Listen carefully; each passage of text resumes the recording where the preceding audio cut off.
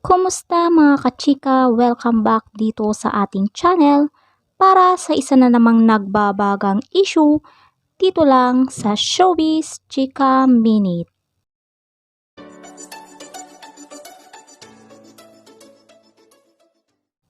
Naglabas ng pahayag si First Lady Liza Araneta Marcos tungkol sa viral video niya ng pagkuha at pag-inom sa wine glass ni Senate President Cheese Escudero. Kuha ang naturang video sa ginanap na Vin de Honor sa Malacanang bilang selebrasyon ng Araw ng Kalayaan noong June 12.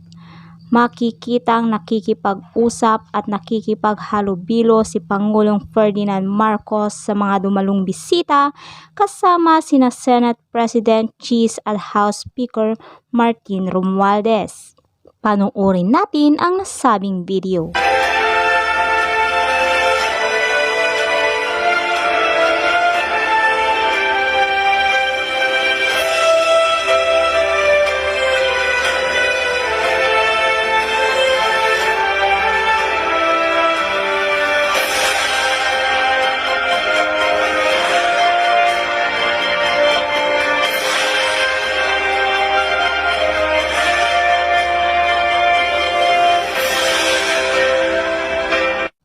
Habang abala ang Pangulo sa pakikipag-usap ay kinuha ng First Lady ang baso mula sa senador at uminom rito at pagkatapos ay ibinalik ito kay Senator Cheese na tumawa na lang matapos ang nangyari.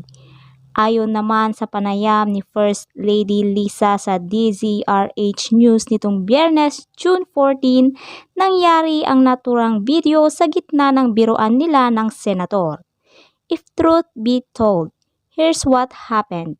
At 10 a.m. yesterday, after greeting 82 ambassadors and other international organization representatives for over an hour, Bong and I entered the ceremonial hall. And we were ushered to where Cheese and Martin Romualdez were standing. When Cheese saw me, he said, "Wow, believe din ako sa'yo. May energy ka pa after standing and smiling for over an hour." Sabi niya, "I'm sure you could use a drink." Pagbabahagi ni First Lady Liza. I laughed and said, "You bet." And so I mischievously got his glass of champagne, took a sip and told him, "Ew, hindi naman malamig ang champagne." After that, I gave his champagne glass back to him and we both had a good laugh over that. I think the entire exchange took all of 10 seconds. Pagpapatuloy pa ng First Lady. Samantala na ikwento rin ni First Lady Liza na nakilala niya raw si Cheese noong nag-aaral siya sa Abogasya at doon na sila nagsimulang maging magkaibigan. I've known Cheese since my law school days. He studied in UP and I went to Ateneo. We've been friends for like forever. Paglalahad nito. So whether I made him a waiter and or he responded like gentleman is between us, dagdag pa niya. Matatanda ang una nang nagbigay ng reaksyon si Senator Cheese hinggil sa viral video nila ni First Lady Liza Marcos. I consider waiting on a lady, first or otherwise, to be gentlemanly. Maaaring sabihin ng iba na nakaluma o parang under, pero para sa akin, hindi kailanman magiging makaluma o hindi uso.